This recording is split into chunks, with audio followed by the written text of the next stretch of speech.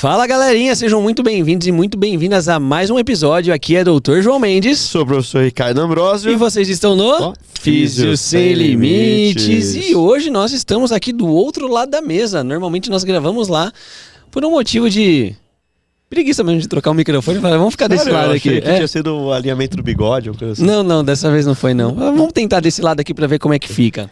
Gente, sejam muito bem-vindos. A gente já vai apresentar aqui a nossa convidada especialíssima, mas antes eu quero passar alguns recados para vocês, tá?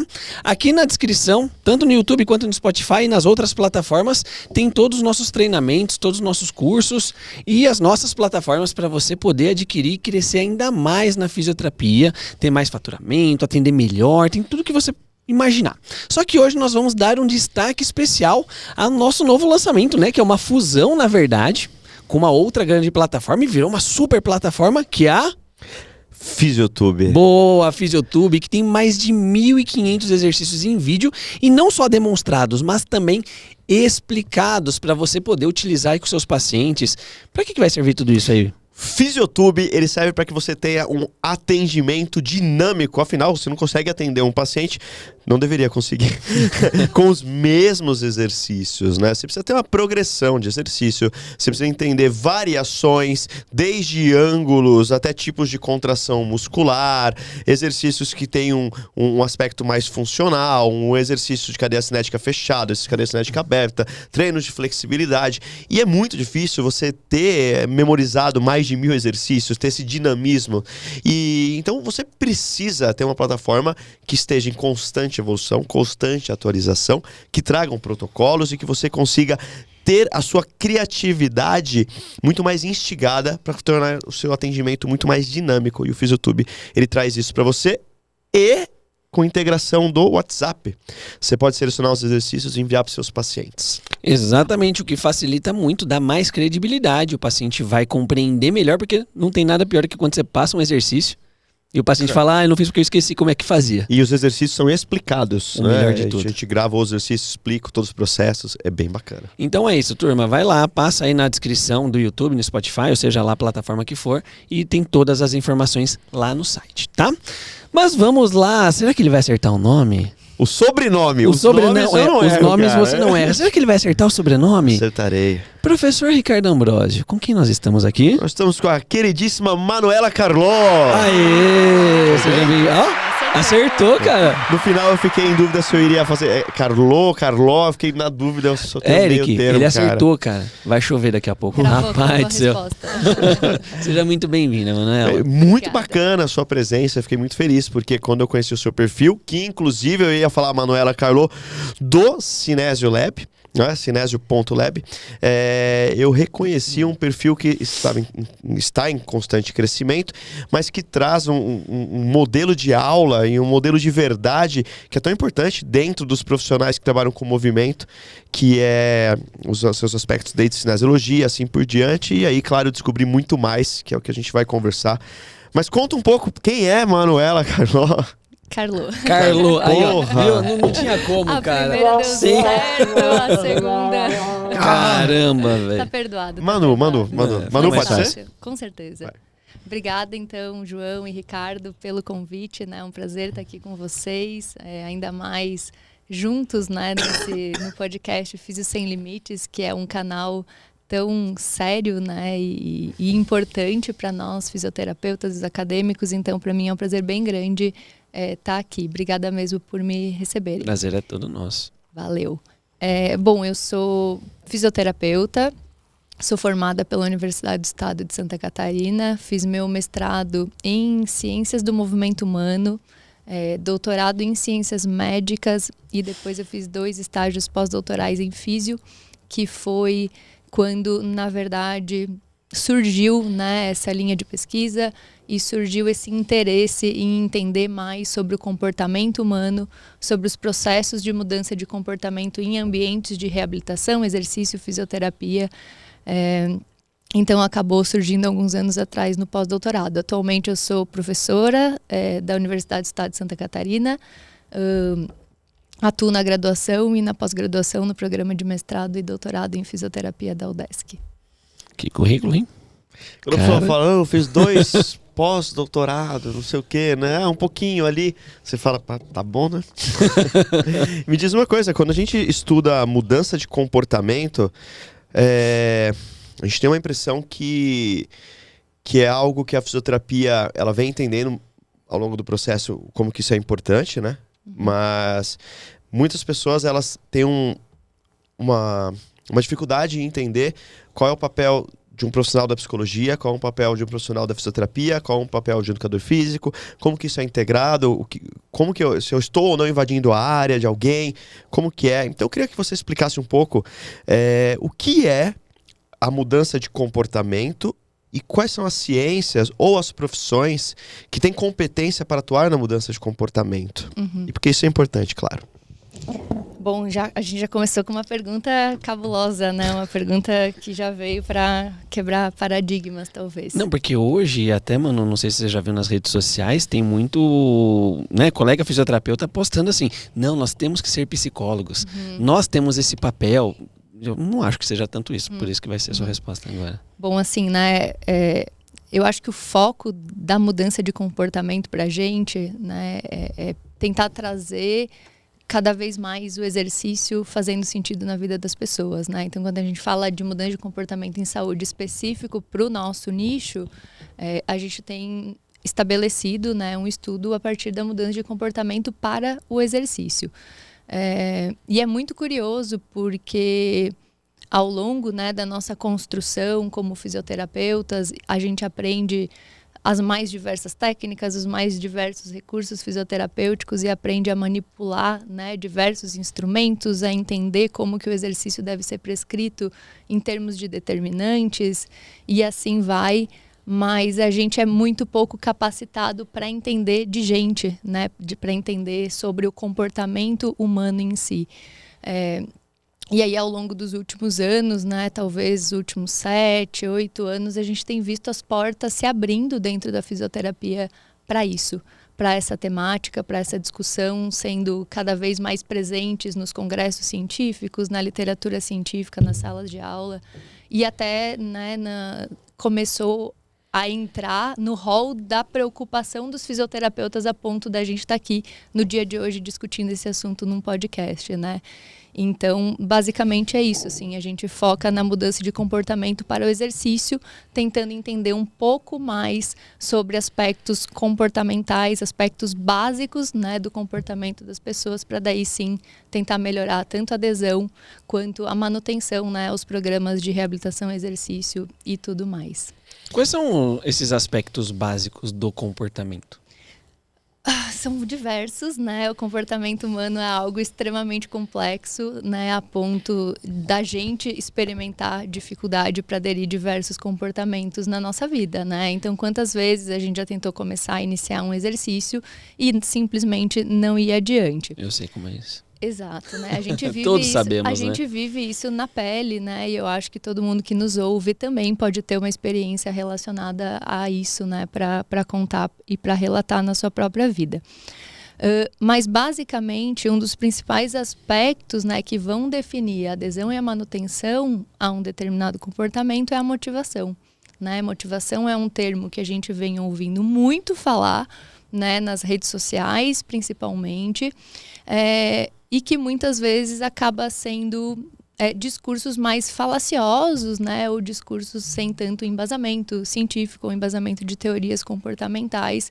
E aí o que acaba acontecendo muitas vezes é que o tiro sai pela culatra, né, e uma determinada abordagem que supostamente deveria motivar ou aumentar a chance de um paciente, de um indivíduo aderir a um determinado tratamento, muitas vezes acaba afastando, né? Então a gente vem ao longo dos últimos anos, né, concentrando bastante assim os esforços para tentar entender como que a motivação pode ser um dos mediadores, né, nesse processo de mudança de comportamento para o exercício. Então esse é um dos fatores que influencia bastante. Quando você analisa isso, acredito que assim, as bases são bases que analisam uma série de outros elementos. Até mesmo finanças comportamentais. Porque envolve você entender que você tem que ter um esforço hoje para ter um ganho futuro, né? um ganho futuro. Ninguém vai na academia um dia e fica forte, ou vai na academia um dia e muda o seu estilo de vida. Ninguém vai na academia um dia e já tem todas as alterações. Então a gente tem muitas relações que eu vejo com finanças comportamentais, por exemplo, né? E quando a gente tem essas ideias de entender motivação, entender oportunidade e o conhecimento, como que eu consigo unir isso para engajar o paciente, primeiro, em um processo terapêutico, da parte que cabe à fisioterapia dentro da reabilitação, e depois para essa mudança dele ter um progresso como atividade física, um personal trainer? Porque assim, quando você fala de motivação, o que eu como fisioterapeuta posso trazer que é de fato motivacional a um paciente, que não seja um clichê, ou frases repetidas, ou coisas que às vezes a pessoa nem quer te ouvir, porque parece que você comprou aqueles livros de 365 frases para você se motivar, sabe? Boa. De novo, a gente tem uma pergunta que derivam, né, milhares de outras, mas vamos lá, vamos tentar organizar o raciocínio. O primeiro ponto que eu queria tocar, né, da tua fala é o que tu trouxe com relação às contrapartidas do exercício, né? E de fato, se a gente pensar do ponto de vista, né, físico, realmente leva muito tempo para os benefícios serem percebidos, né, na vida do sujeito, na vida do indivíduo. Então, se a gente pensar num treino de força, sei lá, o indivíduo vai ter que permanecer ali com continuidade, com frequência, na intensidade correta, pelo menos 6, 8 semanas para começar a ter adaptações musculares efetivamente, né? Então, ao valorizar demais os aspectos físicos, né, da reabilitação, e que são extremamente essenciais, não estou dizendo ao contrário, a gente acaba fazendo promessas para o paciente, né, que o resultado vem de uma forma muito lenta, de médio e longo prazo. Um dos aspectos que a gente tem trabalhado bastante, reforçado, é de serem valorizados aspectos que vão além dos aspectos físicos dos efeitos relacionados ao exercício. Aspectos mais comportamentais, que são muito pouco valorizados por nós, né, profissionais de saúde e do movimento humano, inclusive. Então, eventualmente, se a gente usar de um discurso, né, para o paciente de, olha, o exercício vai fazer você se sentir mais animado na sua vida hoje, vai melhorar o seu humor, vai melhorar a sua vontade de fazer as coisas, vai melhorar o sono. Então, são respostas imediatas que no nosso discurso como profissionais de saúde acabam sendo muito pouco valorizadas. Então, esse é um primeiro aspecto, né, do que tu trouxe ali como dúvida. E a segunda parte que tu perguntou foi como que efetivamente, então, a gente pode motivar as pessoas, né, a aderir os seus planos de tratamento. E, para além disso, né, eu acho que um dos pontos mais importantes é a gente conseguir estabelecer uma mudança de comportamento para além da alta fisioterapêutica, que essa é uma das grandes limitações dos programas de reabilitação como um todo, né? Eu venho da reabilitação pulmonar, mas achados semelhantes são observados em diversas revisões temáticas e meta-análises das mais diversas áreas da físio, né? Então, os pacientes eventualmente aderem os seus comportamentos, aderem vidas mais ativas, mudam o comportamento, às vezes nem conseguem efetivamente aumentar o nível de atividade física, mas depois que tem alta, tchau, exercício, vira as costas e é um comportamento que não faz parte da sua vida. Então, basicamente, para motivar o paciente, existem estratégias que são muito bem estabelecidas na literatura, né, com base em diversas teorias comportamentais, como, por exemplo, a teoria da autodeterminação, a teoria unificada da atividade física, que são estratégias que vão ser adicionadas dentro da prescrição do exercício, manipuladas intencionalmente como se fosse qualquer outro determinante que a gente manipula, né? Então, da mesma forma que a gente se preocupa hoje em prescrever o exercício com uma frequência, com uma intensidade, a gente é capaz de aprender sobre essas estratégias de mudança de comportamento e trazer elas intencionalmente também para uma sessão de fisioterapia, para uma sessão de exercício, né? E dessa forma, pode-se mudar o comportamento ou motivar o paciente para aquele comportamento e aí sim conseguir, em médio e longo prazo, tornar a vida da pessoa melhor, né? E torná-la mais ativa fisicamente também. Primeiro, eu queria que você explicasse um pouquinho essas teorias, pelo menos de forma básica, assim, ou que, se você achar que cabe melhor, exemplificar de forma prática. Claro que eu não quero ser reducionista, quero reduzir isso aí, é uma coisa muito simples, né? Mas, assim, um exemplo de como que eu uso isso no dia a dia, alguma dessas teorias, ou de alguma estratégia que a gente pode fazer, porque daí eu acho que fica mais claro para quem está escutando e quem está assistindo e falar, pô, entendi. Aí, desse ponto, até para a pessoa falar, caraca, esse é o podcast que eu preciso, porque agora eu vou entender um exemplo de uma estratégia que nada mais é, entre aspas, do que um treinamento de dinâmica de atendimento, que é uma coisa que o fisioterapeuta não tem. Né? A gente não treina dinâmica de atendimento e não tem a supervisão depois do atendimento. A gente não tem quem debater, né? É muito louco. O psicólogo debate toda vez, é muito louco, a gente não, né? Mas um exemplo de como que eu posso fazer isso, ou como que essas teorias servem para o nosso dia a dia, algo aplicado para a gente poder progredir daí. As perguntas estão ficando cada vez mais difíceis de serem respondidas em pouco tempo, né? É muito difícil começar uma discussão como essa do zero, né? E a gente conseguir efetivamente aprofundar, mas eu vou entregar algumas pistas, obviamente, não faria sentido, né? Vou tentar entregar isso de uma forma mais objetiva. Para começar a contextualização, eu acho que eu vou trazer uma referência a um artigo científico que nós publicamos o ano passado no formato de masterclass no BJPT, no Brazilian Journal of Physical Therapy. Inclusive, deixo como sugestão de leitura, né, para que as pessoas possam aprofundar um pouquinho mais a compreensão nesse tema. Lá nessa masterclass, a gente basicamente, né, usa ou faz um alerta, né? Faz uma reflexão a partir dessa observação da literatura da nossa inabilidade de mudar o comportamento dos pacientes. E aí, a partir dessa reflexão, a gente estabelece 4 pilares, né? Que o profissional possa, na prática, realmente começar a efetivar o processo de mudança de comportamento. Então, esses 4 pilares, eles são o primeiro, criação de ambientes complexos de prática. O que significa isso? Um ambiente complexo de prática é um espaço terapêutico que não vai ser complexo no seu aspecto físico e instrumental, mas que ele deve ser mais complexo do ponto de vista afetivo, emocional e comportamental. Então, um ambiente que vai oportunizar para o paciente experimentar algumas sensações, algumas experiências, alguns afetos positivos que vão dar suporte, né, a elementos necessários para a mudança de comportamento e para a motivação, que são chamados de necessidades psicológicas básicas. Então, esse seria um primeiro ponto. Segundo ponto que a gente traz lá como essencial é a quebra de paradigma, no sentido de que a gente precisa reconhecer que para conseguir mudar o comportamento dos pacientes, talvez antes disso a gente tenha que mudar o nosso próprio comportamento como profissionais de saúde, né? Então, a partir do momento que a gente melhora a nossa capacitação, as nossas habilidades, né, para levar isso de fato para a intervenção, talvez as coisas vão começar a acontecer um pouquinho mais.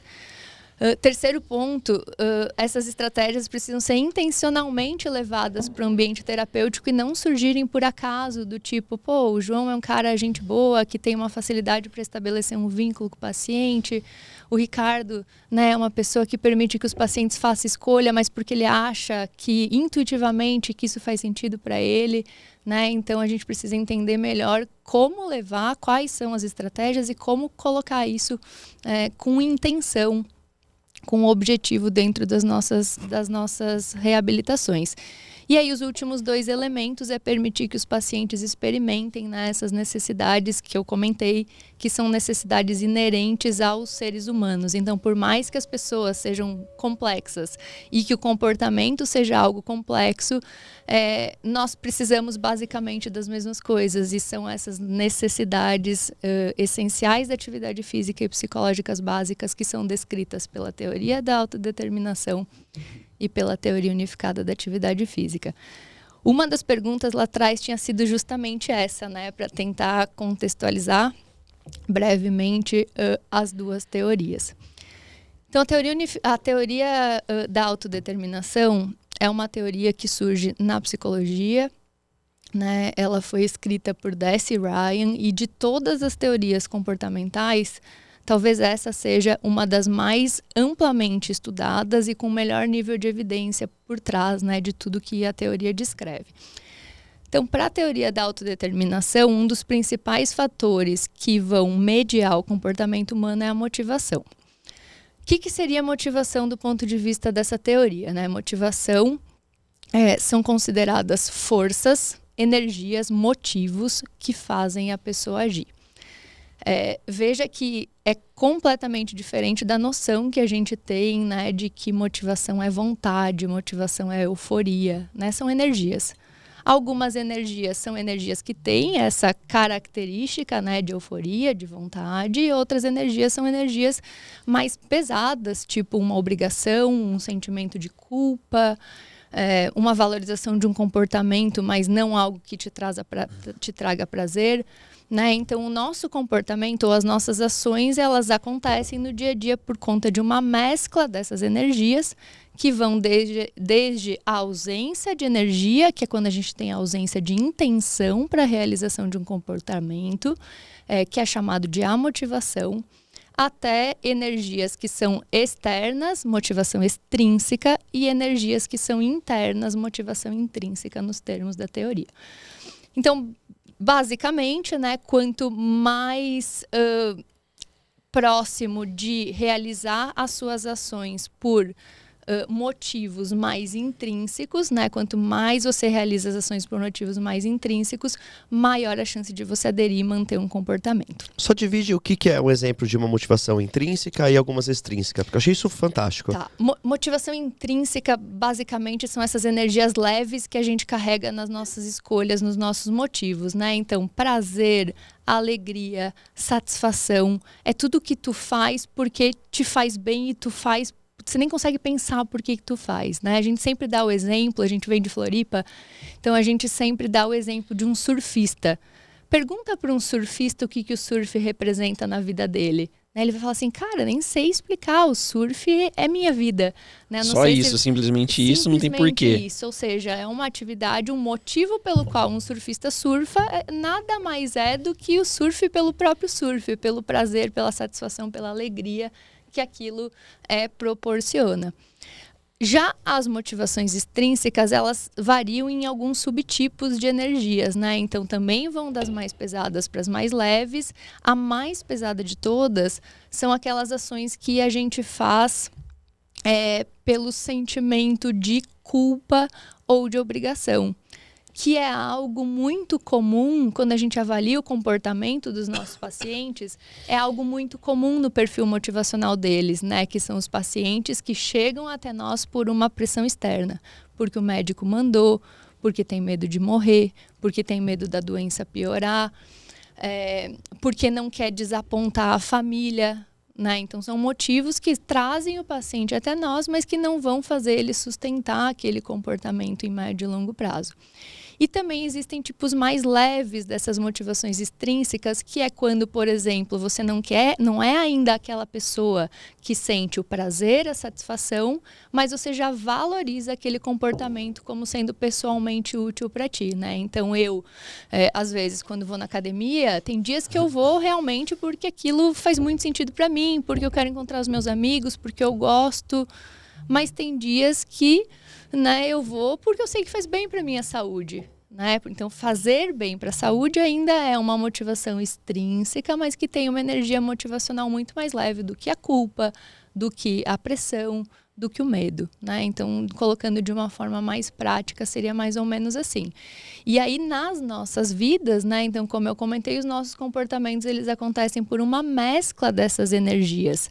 A gente não ocupa um estado único, né? A gente chama isso de locus, a gente não tem um locus específico, não é como um questionário, por exemplo, que você classifica o paciente na categoria A, B, C ou D. A gente tem um pouquinho de tudo, dessas energias, e o ideal é que a gente ocupe ou reconheça motivos cada vez menos pesados ou motivos cada vez mais leves para agir.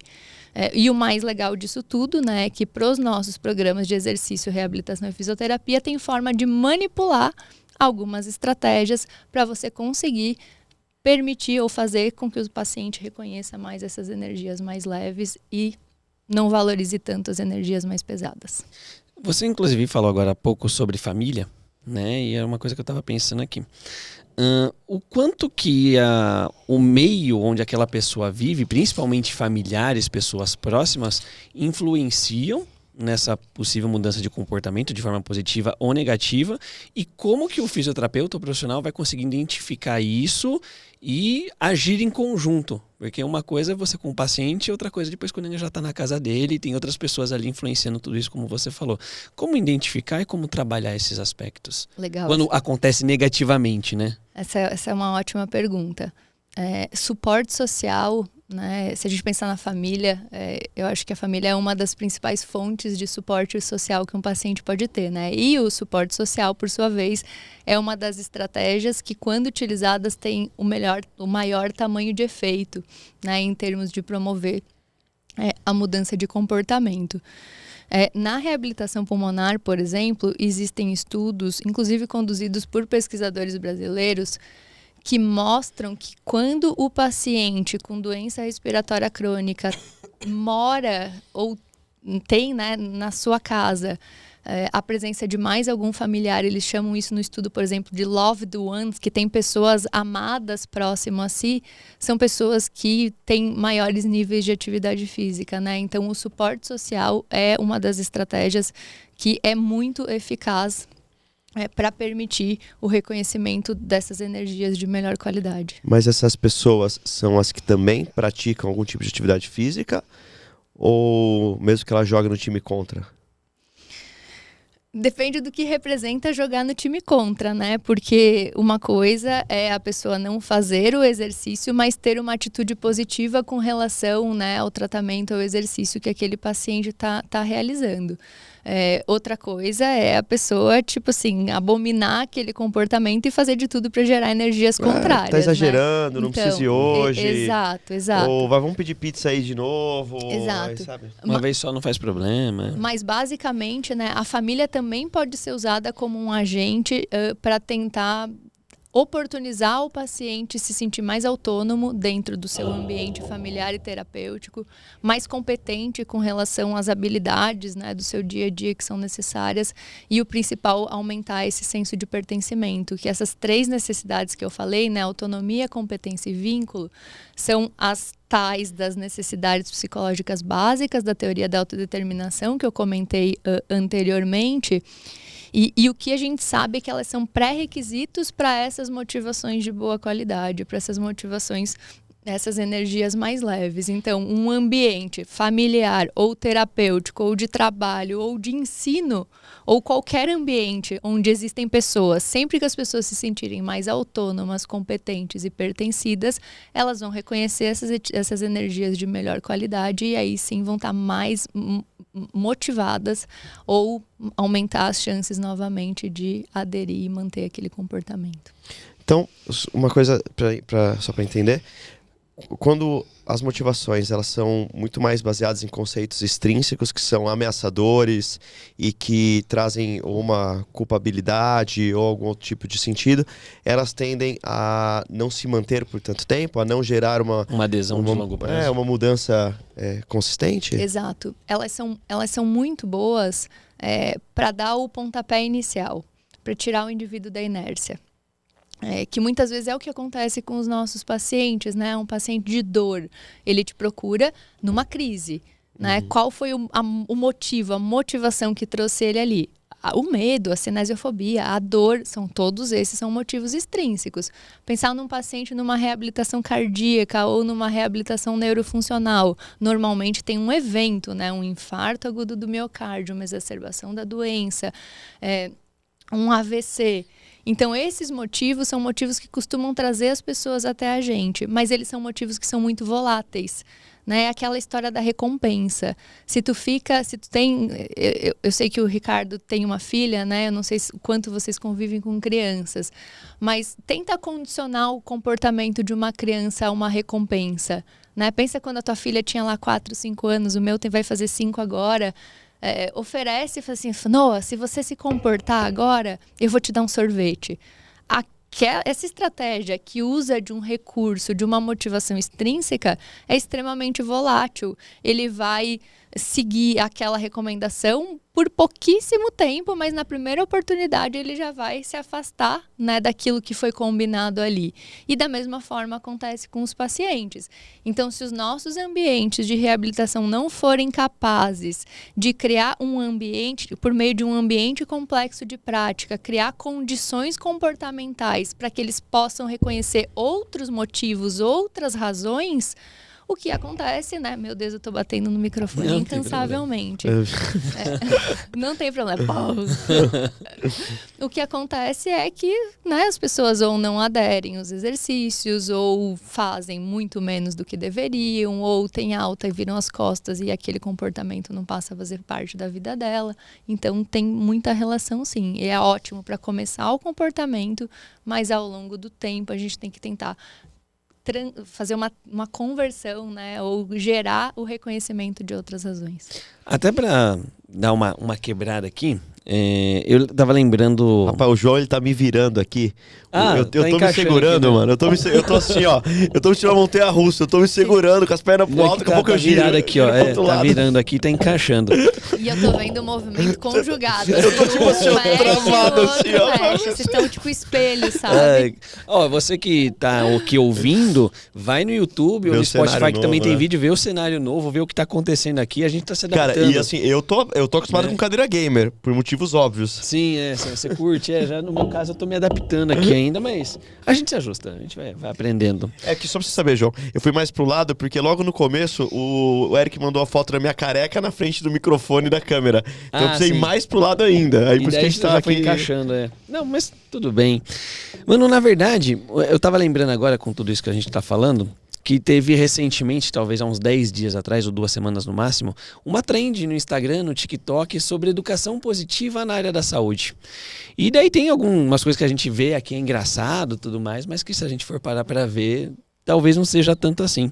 Eu trouxe até aqui um exemplo, que é até o Douglas Pupo, lembra do Douglas? Ó, Pupo! O Pupo postou aqui, e daí ele faz assim com a paciente, obviamente é um meme, né? Dona Carmen, você prefere levantar da cama e fortalecer comigo, pra gente poder dançar, ou você prefere ficar deitado na cama pro resto da vida? Sabe? Então ele vai pegando assim, você prefere usar o calçado que eu te sugeri, ou você prefere fazer uma fratura no colo do fêmur? Como que, infelizmente, a gente fala que isso aqui é uma piada, a gente vê, pra gente é engraçado, e a gente sabe que a gente não faz isso, mas a gente sabe que muitos colegas falam assim, aterrorizando como uma forma de motivação. Eu não sei se esse é o termo correto, positividade tóxica, não sei se é exatamente assim, até onde a gente pode ou não pode utilizar esse tipo de abordagem com o paciente.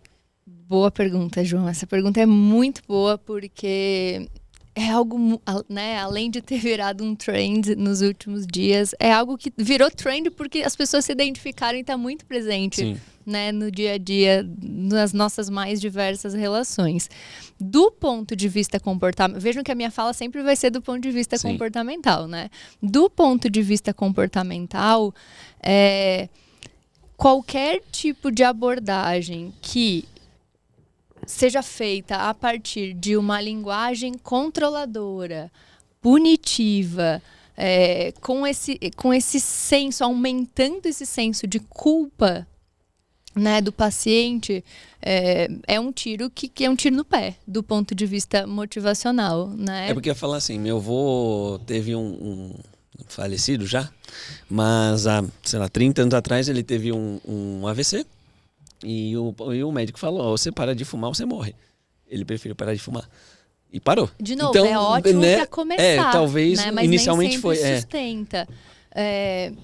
Voltando, eu acho que a partir da tua fala, eu me lembrei, a gente falou bastante sobre isso no Instagram e foi algo que foi muito comentado também. Não sei se vocês lembram do comercial feito por uma empresa, não sei se pode falar marca, mas de um comercial feito por uma empresa de tênis que embalava o tênis de corrida numa caixa de remédio.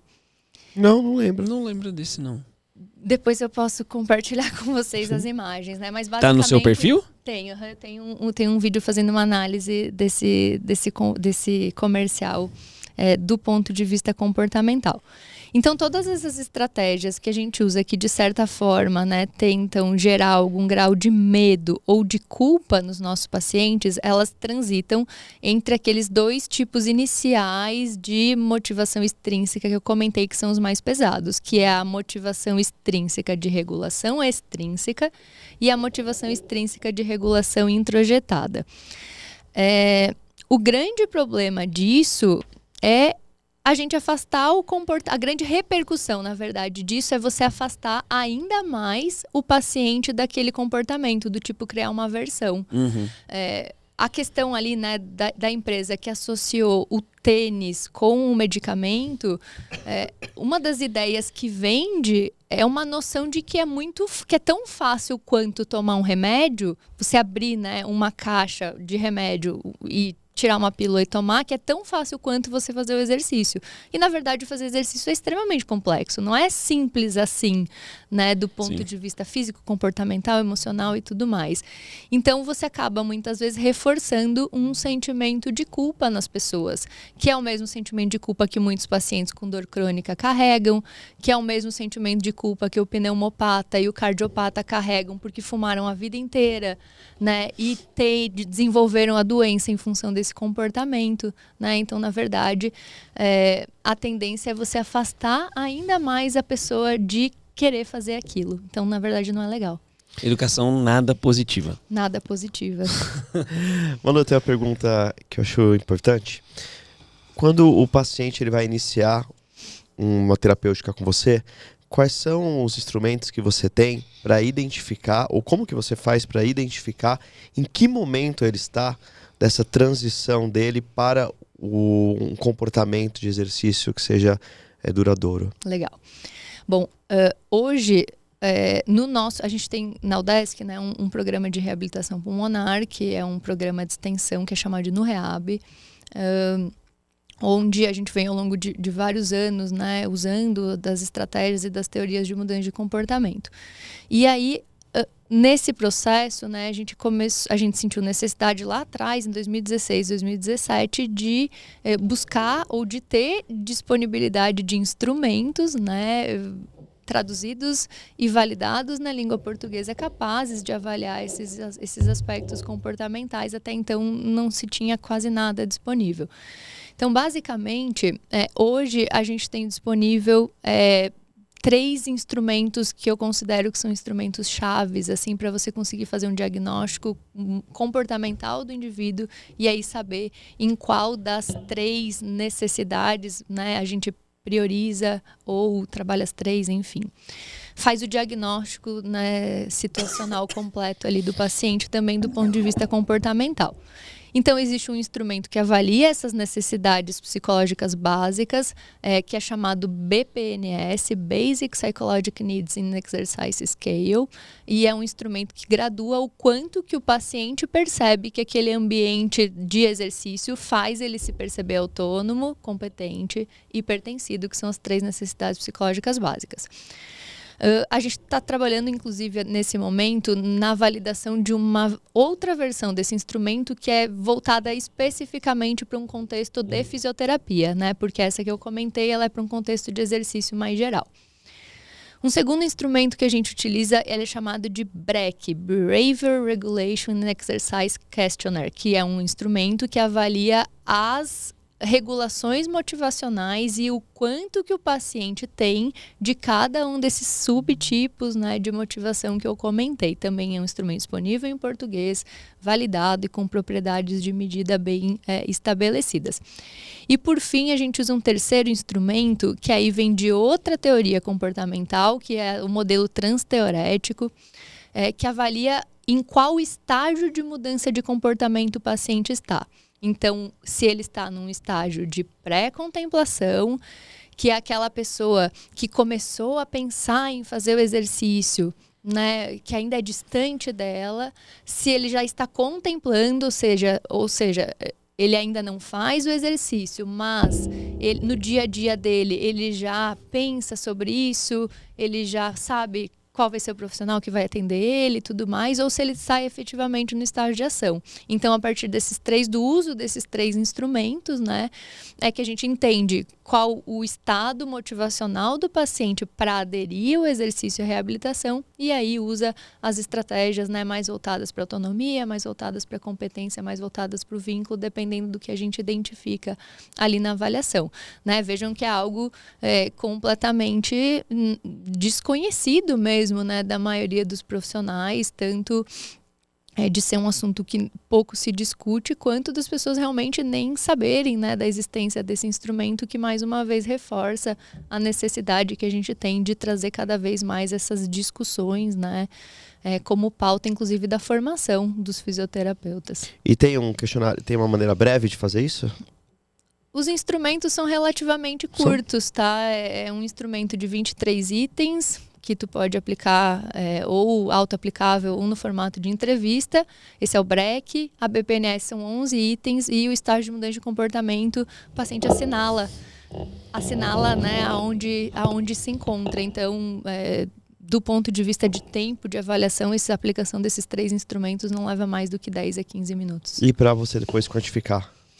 Eles têm scores, todos vão gerar scores, né, a partir de itens que você reúne lá, e aí você consegue saber o quanto que o paciente tem de cada energia motivacional, em qual estágio ele está e o quanto que ele identifica que o ambiente terapêutico... Mas são scores bem tranquilos, você não precisa lá de um Excel, que nem instrumento precisa de um Excel. É média. Todos pontuam a partir da média dos itens que fazem parte de cada construto ou domínio. Puta animal. Uma coisa que a gente sempre pergunta, e com certeza você deve ter para trazer para a gente, agora casos na prática, exemplificados mesmo. Por exemplo, um paciente que você falou, olha, esse aqui não vai dar para alterar nada no comportamento dele, e mudou, ou vice-versa, né? Uma coisa boa ou uma coisa ruim também, se você puder trazer para a gente até entender um pouco mais na prática como foi feito e como aconteceu e o final dele. Bom, de fato, assim, a partir do momento, eu não gosto de falar de observação na minha prática, não quero levar a conversa para esse aspecto, né? Eu acho que é importante reforçar que existem inúmeras revisões temáticas com meta-análise mostrando os efeitos dessa intervenção, né? Mas basicamente ali no dia a dia o que a gente percebe é que mesmo o mais... Eu vou usar um termo que nem é correto, mas enfim, para facilitar a compreensão, né? Mesmo mais desmotivado dos pacientes, quando tem contato, né, com essas estratégias, né, ele muda completamente a forma como ele se relaciona e percebe o exercício e o movimento na vida dele. Eu posso talvez exemplificar, né, nomear essas estratégias, que eu acho que é um ponto que faça mais sentido para quem está nos ouvindo aqui. Diz uma coisa, os estudos eles fazem follow-up de quanto tempo? Porque o quanto tempo eu preciso... Minha pergunta agora é o seguinte. Quanto tempo eu preciso para afirmar que ocorreu uma mudança de comportamento sustentada?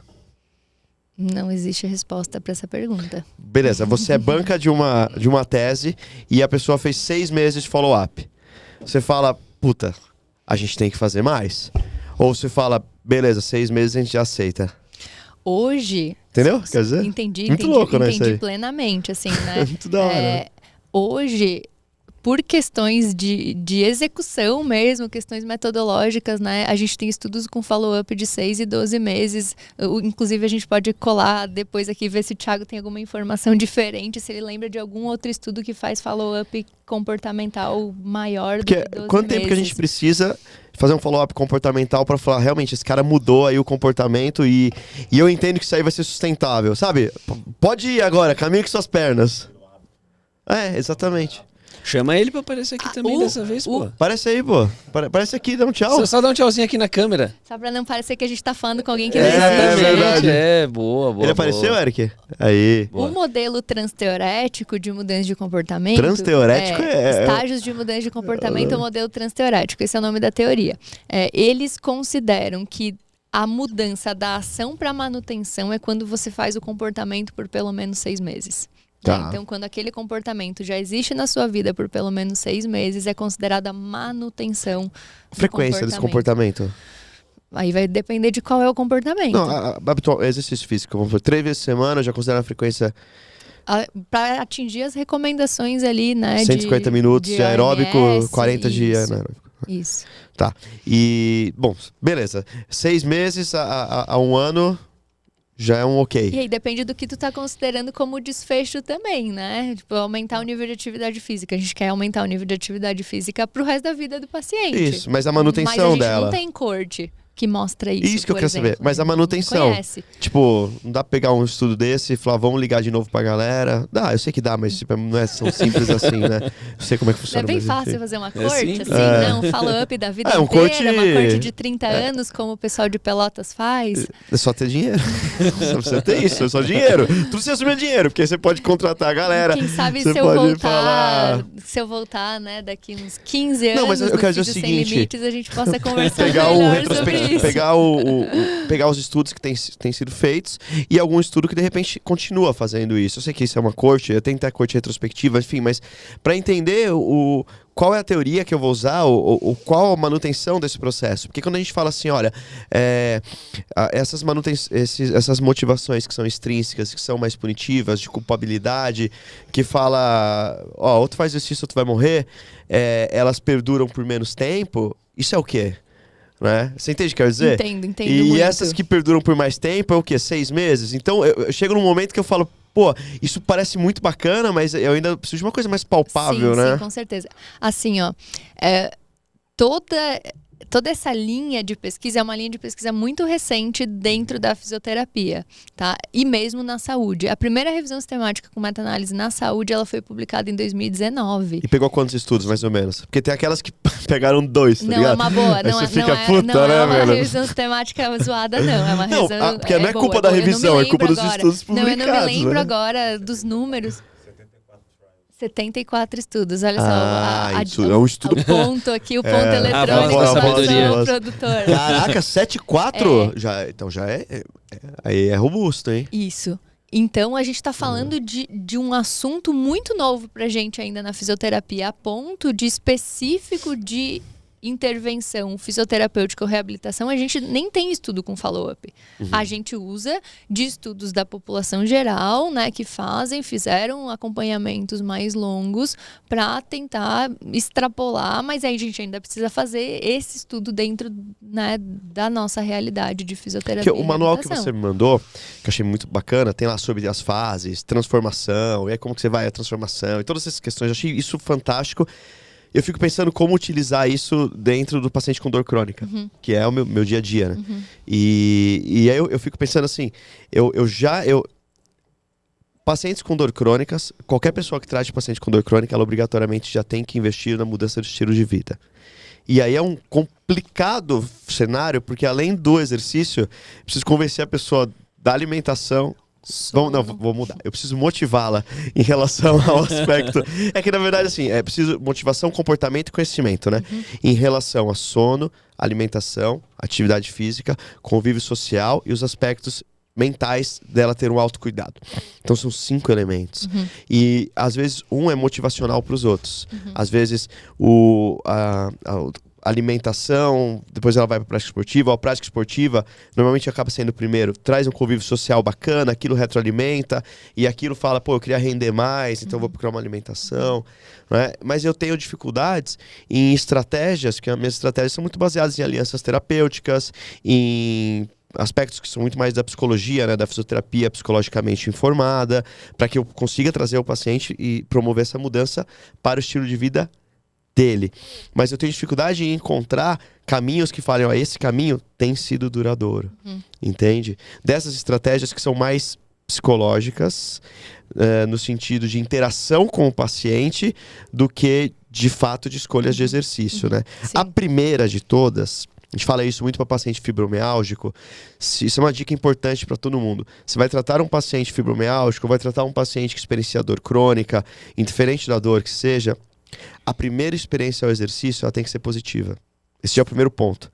E as pessoas pecam muito isso porque a gente quer fazer uma primeira experiência desafiadora, pro cara falar, viu como é que você consegue? Aí no outro dia o cara não consegue andar, né? Isso é péssimo. Onde tá todo o desastre. Né? Então essa primeira experiência tem que ser positiva. Isso pra mim já é muito claro porque impacta em todos os outros contextos.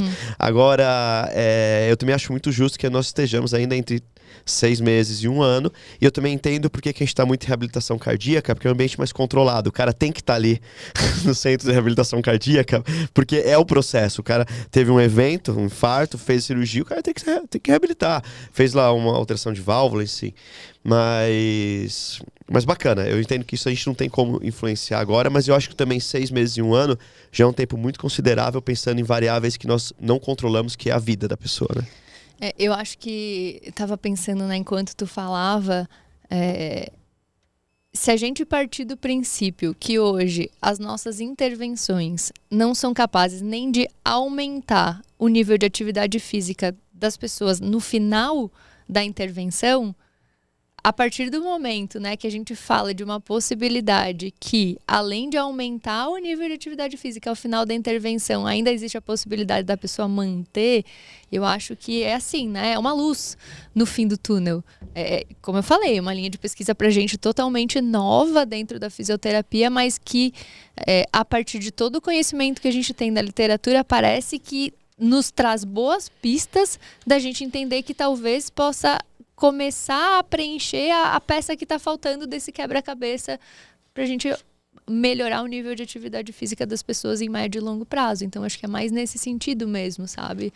De tentar olhar para uma nova peça, para um novo aspecto da reabilitação que até pouco tempo atrás a gente não olhava, ou até o momento a gente ainda não olha, dependendo de qual o contexto, né, que a pessoa vem. Bom, eu tenho uma dúvida agora, que é o seguinte... Não sei se isso existe ou é um feeling mais seu, mas quando você está ensinando esse processo para as pessoas, qual é o ponto que eu preciso ter atenção para entender que o meu paciente ele precisa de uma ajuda de um psicólogo ou de uma ajuda de um psiquiatra, um aspecto medicamentoso, para que ele tenha desde regulação do sono, ou mesmo uma questão de ansiedade, ou ele já está numa depressão, ele está numa tristeza profunda para um quadro de depressão. Quais são os elementos que falam para mim, poxa, peraí, eu estou precisando aqui de uma equipe multi nesse momento?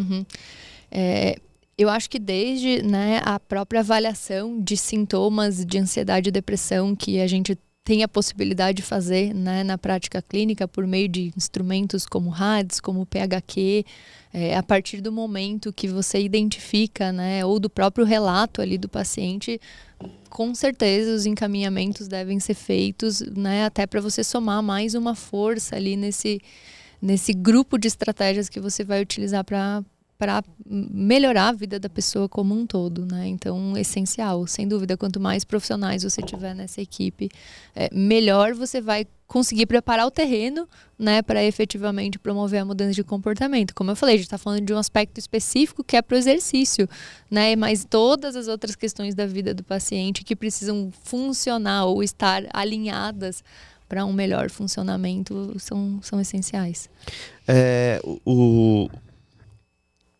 O treinamento, como que funciona?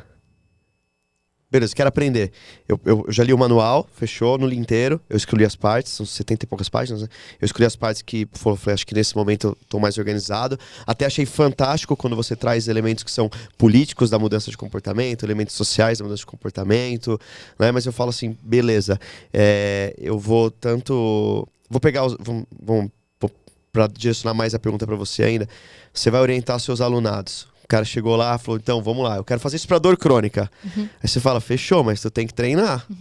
Tá? Quanto tempo eu preciso treinar para que isso seja de fato, para que eu esteja habilitado minimamente para ter uma execução que garanta a aplicabilidade da técnica? O tempo que for necessário para ter o conhecimento mínimo, assim, das teorias e das estratégias de mudança de comportamento. A gente está lá na UDESC, no nosso curso de fisioterapia, a gente está começando um novo currículo, né? A gente, a partir daqui 2 semanas, a gente começa, no retorno das aulas, um novo currículo. No novo currículo, uma das disciplinas que foram para a grade chama Aspectos Comportamentais do Movimento Humano. né? Então, cria-se uma disciplina que vai discutir todas essas questões comportamentais para, de certa forma, né, tentar melhorar a capacitação dos profissionais. Agora, quanto tempo leva para uma pessoa aprender sobre um determinado assunto? Impossível eu te responder. Eu estudo sobre isso desde 2016. Hoje eu me sinto plenamente, né, qualificada e habilitada para conseguir montar um programa de intervenção que seja capaz de usar dessas estratégias. Thiago estuda isso há mais tempo ainda, né? Ele começou lá em 2006, 2007 na iniciação científica. Agora, se vai levar 6 meses, 1 ano... Não, sabe o que eu tô pensando? Aí, Porque assim, aí é uma loucura. tô pensando por duas coisas diferentes. Primeiro, do ponto de vista da pesquisa. Deve ter que descrever. As pessoas que aplicaram a técnica, elas estavam habilitadas há 6 meses, né? Sim. 1 ano. É claro que isso dá sempre mó BO. Você vai pegar lá a galera do Mackenzie, tem lá o nível 1, 2, 3, 4, aí publicaram lá, o cara era nível 2, aplicou e não deu certo, e tinha que ser nível 10, e depois tem a publicação que não importa o nível, depois do 4, sei lá. E, enfim, mas você tem os níveis, né? Ou o tempo que a pessoa está habituada à técnica, tá? Vou fazer um estudo de manipulação vertebral. Então eu tenho pessoas aqui que fazem manipulação vertebral há mais de 3 anos, é um exemplo, né? Então o tempo que você vai ter que treinar o seu aluno para ele fazer isso. E outra, isso para mim parece uma coisa muito importante. Muito. Porque esse é o meu dia a dia e você está falando uma maneira que eu posso melhorar a minha vida, que é o principal, que não é a minha vida, é o que eu faço, que é a vida dos meus pacientes. Exato. Né? Então, se eu penso que eu posso melhorar a vida dos meus pacientes, eu estou pensando que todo mundo que está ouvindo a gente fala, caralho, é isso que eu preciso para melhorar a vida do meu paciente. Então, quanto tempo que essas pessoas precisam minimamente investir para começar a entender essa dinâmica de atendimento diferencial, entendeu? Para aplicar o questionário, falar, pô, beleza, tem um problema de vínculo, então eu vou usar a estratégia A, B ou C. Tipo, é um curso de um final de semana, já dá uma boa resolvida para nossa vida. É um curso que a gente vai precisar de 1 mês. Você entendeu o que eu quero dizer? Entendi perfeitamente. Com certeza iniciar a discussão Me treina. muito necessário. Já vamos vender uma capacitação aqui. Mentoria. A gente tem, tá? A gente tem curso de mudança de comportamento e saúde. A gente tem um curso online e um curso presencial. Inclusive, né, quem tiver interesse de conhecer mais, né, pode entrar em contato. É no próprio Cinésio Lab? Não, eu quero fazer. Onde quem? A gente tem no Cinésio Lab e tem também junto com o perfil do Thiago, que é o @thiagomatias.prof. A gente trabalha juntos, né, Thiago Matias? .prof. Mas o Thiago é com TH e o Matias também? Não, Thiago com TH, Matias normal, .prof. Tá, precisa deixar claro, para o pessoal poder... Complexo. Mas enfim, sim, né, entrando em contato conosco nas nossas redes sociais, a gente, né, passa todas as informações, a gente faz consultorias para empresas, para outros aspectos, inclusive de mudança de comportamento. A gente tem consultoria para estudantes que querem, né, ser mais produtivos ali nos seus estudos, então sempre com esse viés das teorias de mudança de comportamento. É mudança de chave. Durante a fala do Ricardo, né, me passou pela cabeça um aspecto que eu acho que é muito importante de ser dito, assim. Eu acho que passou da hora de nós, como fisioterapeutas, né, vendermos o exercício somente como uma estratégia terapêutica. Porque o exercício é muito maior do que isso. Sabe, o exercício é a melhor ferramenta que existe para a gente fazer as pessoas gostarem mais das próprias vidas.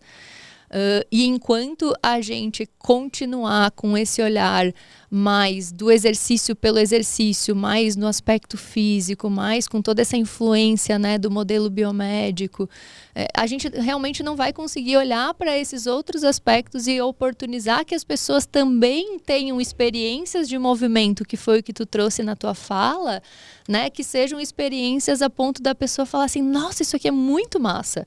Né? E para a gente o desafio é ainda maior porque a gente está falando de promover isso dentro de um ambiente terapêutico, né? Que é mais um ambiente controlado, um ambiente mais limitado, talvez. Mas é isso, assim, a gente tem que vender cada vez mais essa noção para as pessoas, sabe? Que o exercício não só vai fazer elas melhorarem a força, a função, mas vai fazer elas gostarem mais de quem elas são, sabe? Recuperar as coisas que eram importantes na vida delas e elas perderam. É isso, é acessar um portal. A gente trabalha muito, inclusive no capítulo que tu leu, né? A gente tem um trecho lá que fala isso. Mais do que um remédio, a reabilitação precisa fazer sentido para a vida dos pacientes, e esse sentido ele não pode ser condicionado por motivos simplesmente externos, como o medo da doença evoluir, o medo da morte. E a gente precisa ser capaz de fazer as pessoas acessarem esses portais, esse portal, sabe? De reconhecer no movimento humano como algo que é essencial para a existência dela e que vai fazer ela gostar mais da própria vida. É meio filosófico, né? Mas se a gente parar para pensar, eu acho que faz bastante sentido. Pelo menos para mim, nada né? filosófico, né? Porque só foi eu voltar a fazer exercícios que as coisas fluíram, né, dentro da vida. Então, de fato, realmente, o movimento, o exercício dá significado para outras coisas. Não, peraí, Isso é desculpa. muito bom, né? Fala de novo isso aí, João. Por quê? Não, até o Eric, eu olhei pro Eric aqui, ele já tava me olhando. Rolou uma troca de olhares. Não, é porque há 2 meses atrás eu... Faz o bíceps. Não tem bíceps nenhum aqui ainda, pelo amor de Deus. Tá começando. Há 2 meses atrás eu voltei a fazer exercícios, né? E eu estava bem acima do peso. Então, o que você falou dá significado para outras coisas também. Mais disposição, mais atenção pro trabalho, uma série de coisas, né? E é o que você falou, não é só no meio terapêutico, tem que trazer isso como um resgate para a vida também. E os sentidos que a gente aborda, né? Que a gente é ensinado a dar para a reabilitação, eles são muito medicalizados, né? Sim. Eles são muito olhando para o aspecto físico. A gente olha muito pouco para a questão afetiva emocional, a gente olha muito pouco para tantas outras dimensões que são tão importantes, né? E eu falo sempre para os meus alunos, assim, quando a gente pega o movimento, que é um negócio grandioso, vou cuidar para não bater no microfone de novo, porque agora eu vou levantar o braço. Já me acostumei aqui com o ambiente. Mas quando a gente pega o movimento, né, que é um negócio com um potencial de realmente mudar a vida das pessoas, do tipo assim, nossa, como que eu nunca experimentei isso? E pensa nele, né, só mais focado no aspecto físico e tal, a gente pega um negócio que é grandioso e bota dentro de uma caixinha de fósforo e fala assim, ó, tá aqui, essa é a minha reabilitação, é isso que eu te entrego. Você vai melhorar a força, você vai melhorar isso, aquele discurso, né, só pautado nas justificativas de saúde, e aí esquece do que tem algo muito maior por trás, né? Então, talvez o dia que os nossos programas de reabilitação passarem a ser organizados numa outra lógica, né, mantendo tudo que a gente já conhece, já entende sobre o movimento, sobre a prescrição, sobre a parte técnica em si, né, do exercício terapêutico, aí a gente vai ter a melhora dos desfechos de saúde como consequência, mais pessoas que potencialmente vão querer estar ali e vão querer se movimentar para sempre. Uma pessoa próxima, né, veio com uma ideia de fazer uma bariátrica há um tempo atrás, porque ela tem acesso mais facilitado em relação à saúde pública, né? E aí eu conversei muito, falei assim, olha, beleza, tu vai mudar, vai fazer bariátrica, você vai precisar fazer o que depois da bariátrica? Vou precisar fazer exercício, vou precisar fazer... Falei, então vamos tentar antes. Ah, não tenho tênis. Não, beleza, eu te compro. Pá, tá aqui o tênis. Ah, não, vamos lá, você vai ficar aqui em São Paulo um tempo, vamos comigo. Vamos. E aí todo dia eu mandava foto da academia, ele mandava também. Deu uns 2, 3 meses. Nossa, mudança de vida absurda, mudança de padrão alimentar, mudança de autoestima, imagem. Só que ninguém do ambiente fez a mudança. Todo o ambiente tava, né, no time contra, sabe? E aí, passado o tempo, a pessoa retomou o peso que era antes, deu exatamente 1 ano. Ontem ela falou pra mim assim, vou fazer bariátrica. Beleza, eu entendo muito que é um caminho. Falei, ok. Aí eu esperei. Na verdade, eu tenho uma estratégia. Quando alguém me fala uma coisa que eu acho que eu não sei exatamente, eu acho que o que eu vou falar não é construtivo, eu começo a beber. Pego lá uma coisa e fiquei bebendo lá, bom tempo, né? Tá. Aí eu cheguei ontem à noite, depois falei assim, ó, sabe qual foi a dificuldade que eu achei que você teve pra manter tudo? Você não teve um ambiente. Pessoas, ela falou a verdade. Aí eu esperei, eu falei assim, quando você fizer a bariátrica, você vai construir esse ambiente? Ele falou, não. Eu falei, o que você acha sobre isso? Porque se isso não for conversado antes, pode ser um caso pior, de insucesso pós-bariátrica ainda. Uma frustração grande, né? Sim, sim. Bariátrica é um caminho necessário para quem realmente necessita, por isso tem que passar por psicólogo, uma série de coisas, para saber se está no caminho certo. Mas eu nunca tinha pensado no ambiente em relação a criar esse ambiente criar um microambiente dentro da sessão, para que depois isso mude para um macroambiente. Então eu achei fantástico tudo isso. Eu quero fazer o curso. Eu quero fazer o curso. Já vamos passar o Pix pro Ricardo aqui. Depósito antecipado. E depois, Tem desconto no Pix? E depois eu ia falar uma coisa, mas olha, eu tô melhorando na vida, viu? Eu ia falar, podia ler os artigos, né? Estão disponíveis também, né? Mas eu prefiro aprender com quem só lê isso, porque eu já tenho o meu tempo para ler o que eu leio, que é de dor crônica, e eu já tenho uma lista de dúvidas sobre dor crônica que são insanáveis pelo tempo de vida que eu tenho. E aí depois eu queria, depois que vocês toparem, eu queria fazer um direcionado para dor ou para sarcopenia na população idosa que experiencia a dor, porque eu tenho um ambiente que a gente pode fazer isso, né? Conversando com as pessoas, claro. Mas bacana. E eu acho que o que é mais curioso, assim, quando, né, sempre que a gente vai dar aula, congresso e tudo mais, vem para podcast, é muito curioso, que na verdade faz todo sentido se parar para pensar, né? Que esse assunto gera uma identificação muito grande, porque a gente está discutindo aqui um problema, né, que não é restrito ou exclusivo do ambiente terapêutico. É exclusivo das nossas vidas. Quer dizer, faz parte das nossas vidas, né? É só a gente olhar para os níveis de atividade física da população mundial. A OMS está há 30, 40 anos tentando promover o aumento do nível de atividade física da população mundial, e o que a gente sabe é que o nível vem piorando cada vez mais, né? Há dias atrás saiu um estudo de 5,7 milhões de pessoas em 250 países que mostra lá que 30% da população mundial é insuficientemente ativa. Vai olhar para os estudos de adolescente e criança, esses valores batem 80%. Nossa, é muita né? coisa. Em estudos de base populacional de 2 milhões de adolescentes. Então gera muita identificação, porque é muito, de fato, difícil aderir o comportamento para o exercício. Né? Então, de forma alguma, acho importante frisar isso assim, para quem está nos ouvindo, que trazer, né, essa abordagem das teorias, das estratégias,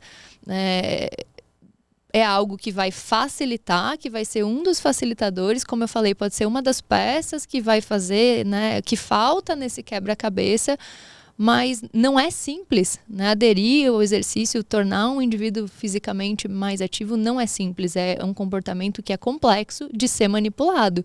Então vamos pensar do aspecto, né, do ponto de vista da especificidade, que é um dos pilares de qualquer prescrição dentro da fisioterapia.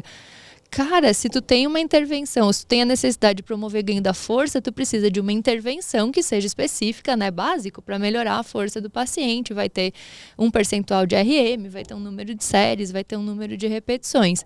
Então, como que a gente quer promover mudança de comportamento para o exercício se as nossas intervenções não têm especificidade para isso, né? Então, acho que uma das questões centrais é essa, a gente entender que a gente vai trazer especificidade para os nossos programas de reabilitação quando nós, fisioterapeutas, profissionais do movimento, nos apropriarmos mais desse conhecimento, né, que já está disponível aí e há um bom tempo, com um bom nível de evidência na literatura. E criar um processo menos hierárquico, né?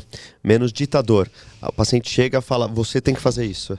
Né? Que é muito modelo biomédico tradicional. Essa é uma das estratégias, tá? A linguagem não controladora e não mandatória é uma das estratégias que são citadas e estudadas para você melhorar a autonomia dos pacientes, além de fazer escolhas, além, né, de permitir que eles participem, por exemplo, da definição de quais vão ser os exercícios, de qual vai ser, enfim, permitir escolha, né, de valorizar o gosto, o desgosto, a experiência do paciente. São todas estratégias que vão, por exemplo, aumentar a autonomia. E o uso da linguagem, né, não controladora e não mandatória e não culpabilizadora é uma das estratégias também essenciais.